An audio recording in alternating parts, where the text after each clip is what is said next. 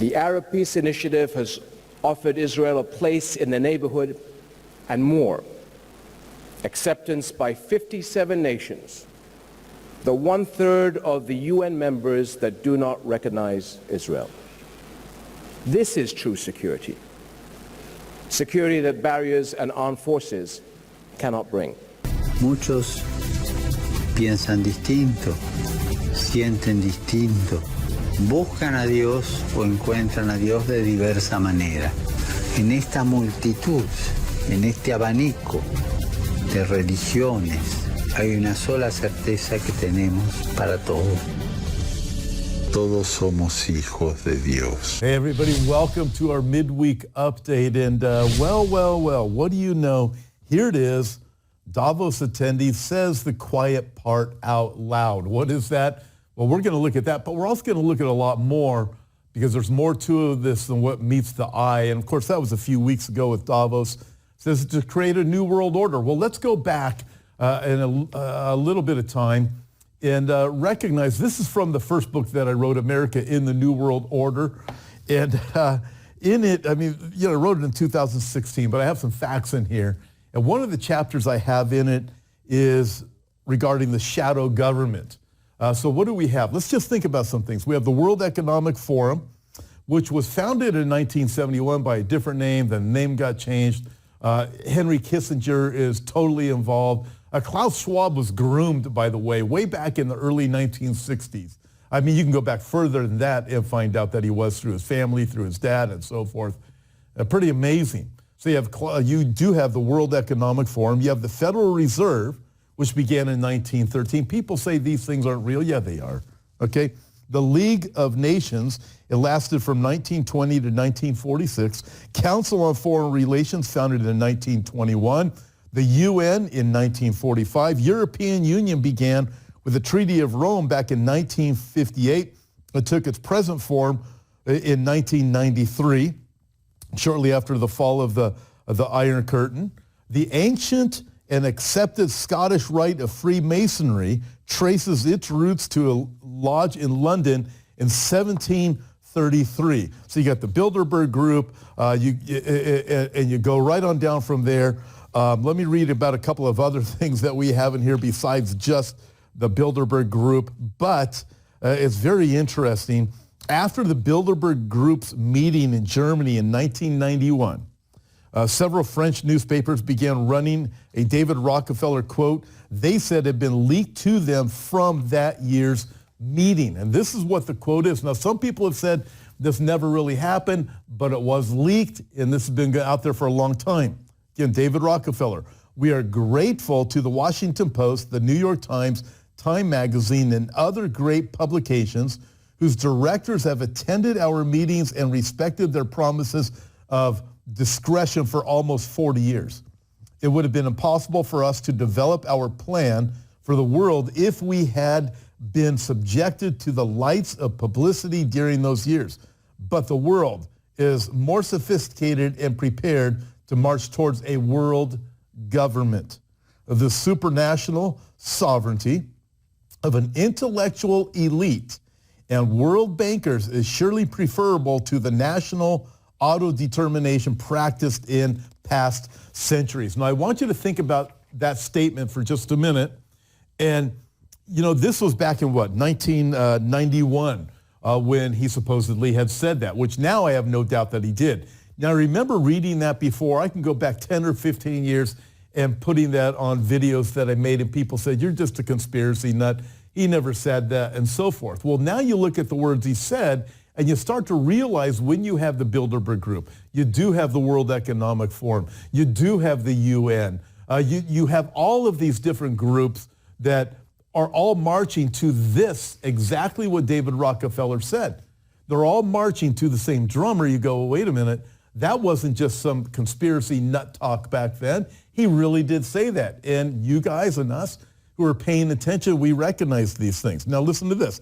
At heart, elites do not believe members of the general public should make big decisions for mankind. If they did, they would certainly open their meetings to press coverage and they would invite someone other than their fellow elites to join the discussion, but they don't want to do that. Everything's done in private. With good reason, they see the electorate as ill-informed and easily manipulated while keeping a facade of democracy. Several organizations of world elites, not just Bilderberg, are consolidating their power. I think of this, and we think here in America, you have the Republicans and Democrats. Seems to me like they're both playing for the same team. You do have some people that are involved in politics that are pressing forward with righteousness. I want to commend them and keep them in prayer because they are doing the right thing. But you look at it overall and you think, man, there are some very suspicious things going on.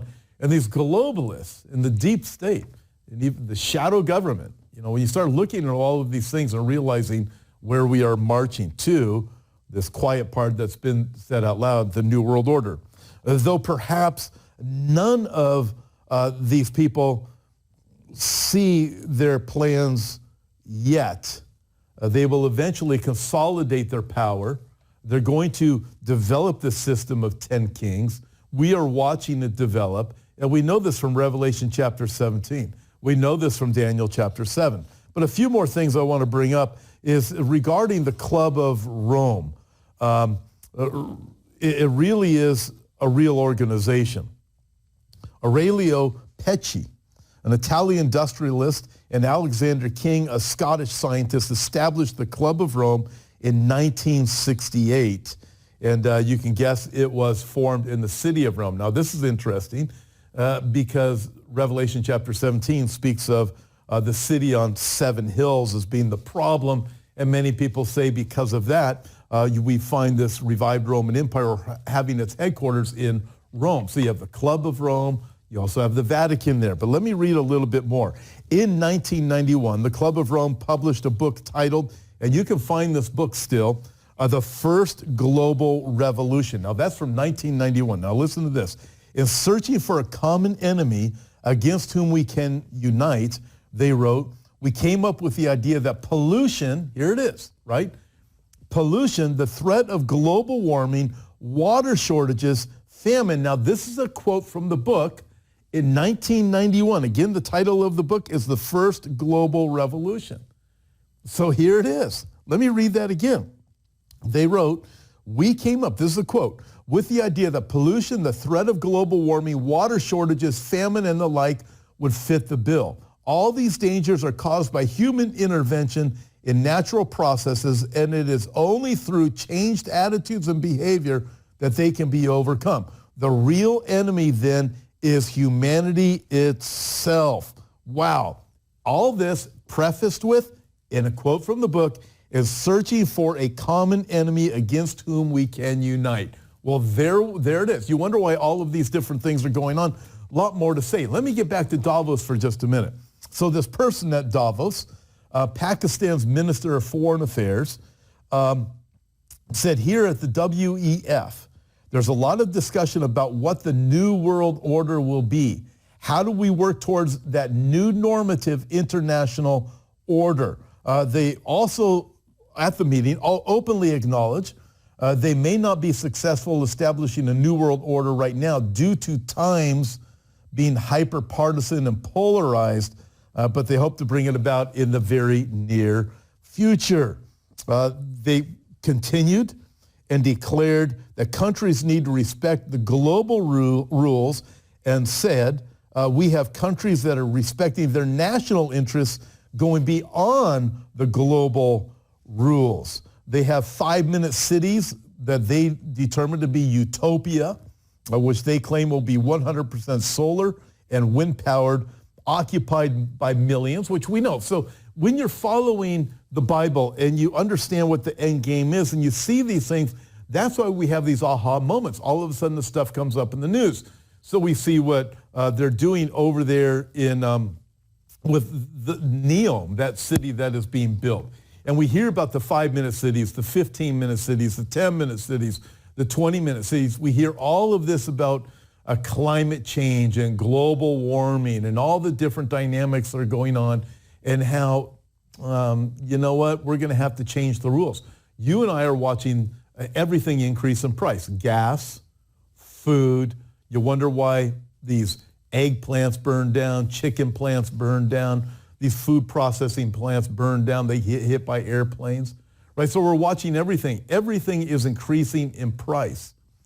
It isn't just a coincidence, and you can't just blame the Russians. There's a lot more to play here. This is interesting. When you start thinking about this, what do they envision? The end of all car travel. Saudi Arabian diplomat Ahmad al-Jaber talks about his vision of the future. There will be no more cars. They envision brain implants.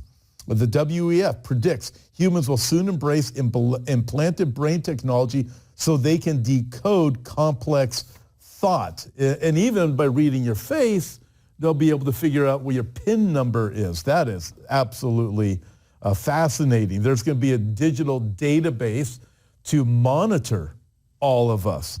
The WEF goes on and says they've got to crack down on disinformation. These are all different speakers saying different things. A crackdown on disinformation that is preventing people from doing what they want you to do. Brian Stelter, remember him from CNN? Says the clear and present danger of disinformation panel. Wow, we got to protect against the disinformation that is out there. In other words, curb your speech. European Commission VP Vera Jourova said, there's a quote, illegal hate speech, which you will have soon also in the United States. I think that we have a strong reason why we have this in criminal law where Vera comes from. So you look at this, go, let's make hate speech illegal. Well, what is hate speech? Whatever they determine hate speech is. Check this out. It continues from there. There will be the LGBT subversion of all culture. Here it is. The WEF LGBTQI plus panel discussed subverting culture with the LGBTQ agenda through media, entertainment, and claim, here it is, the quote, we've worked really closely with Hollywood on all of this. And then, of course, you can't miss this one. This goes back to, what is it? The Club of Rome. This book, The First Global Revolution from 1991. Here it is. This is a quote from the WEF. Our faith leaders know that this crisis is much more than physical, and they're talking about the environment and climate change.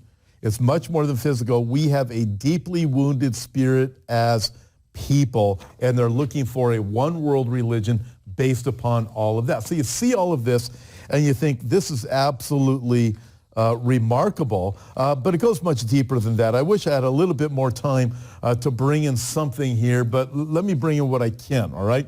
So just a little bit more. Club of Rome member Hans Schellenhuber, who serves as the Pope's primary climate advisor. The National Catholic Register says the climatologist and self-professed atheist was involved from the beginning to the conclusion of the Laudato Si. That'd be way back in 2015. So think of it this way. Get this. In a talk given to the 2009, I mean, this is how long this stuff has been going on. So why are they projecting and going this direction? In a talk given to the 2009 Copenhagen Climate Change Conference, Schellenhuber said, in a very cynical way, it's a triumph for science because at last we have stabilized something, namely the estimates for the carrying capacity of the planet, namely below 1 billion people. At that population level, he said, there would be no fluctuations anymore, and we can be fairly sure of that. Okay, just a little bit more. I'm going to wrap it up. He has openly called for a one-world government with an Earth Constitution, a global council, and planetary court. He explains them like this. The Earth's Constitution would transcend the UN Charter and identify those first principles guiding humanity in its quest for freedom, dignity, security, and sustainability. The Global Council would be an assembly of individuals elected directly by all people on Earth where eligibility should not be constrained by geographical, religious, or cultural quotas, and the planetary court would be a transitional legal body open to appeals from everybody, especially with respect to violations of the Earth Constitution. I mean, it just gets more and more wild with this guy. When you look at this, let me go a little bit more. Promise I'm almost done. Though the Vatican, though the Vatican, the Club of Rome, and the Bilderberg Group are clearly working toward a world government, they would not call it a conspiracy. They would call it problem solving. To them, a one world government is a practical requirement for the long-term survival of humanity. Conspiring? Of course not.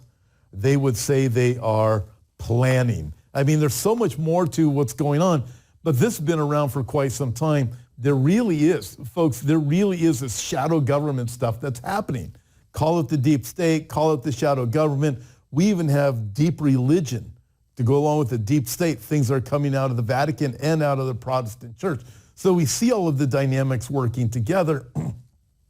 This plan has been around since the Tower of Babel was destroyed by God way back in the book of Genesis, as men's hearts are set to do evil and to bring about this global government. And that is exactly what they are doing. So when you see all of these things that are taking place, you hear the conversations coming out of something like the World Economic Forum and the plans that they have and the direction everything is going. You wonder why eggs cost more and chicken costs more and beef costs more, and they're telling you have to eat bugs. Gasoline costs more, natural gas costs more, virtually everything costs more. You wonder why that's going on. It starts to make sense. It's about this agenda, bringing everything into play by 2030. By 2030, that's their plan. That's why it's called Agenda 2030. But for you and I, when we see all of these things begin to take place, what do? We look up and we lift up our head because we know our redemption draws near. That's what Jesus said. And so we can be smiling right now. We can say it's going to be okay. They can raise the prices on this. They can take away that. They can talk about their 10-minute cities. They can talk about bringing in their end-time religion. They can talk about their globalism. They can talk about their 10 kings. They can talk about the one leader that they want to rule at the top. But we know this. Jesus rules. He is King of Kings. He is Lord of Lords, and everything is going exactly as the Bible says. So lift up your head and look up because your redemption draws near. God bless you guys.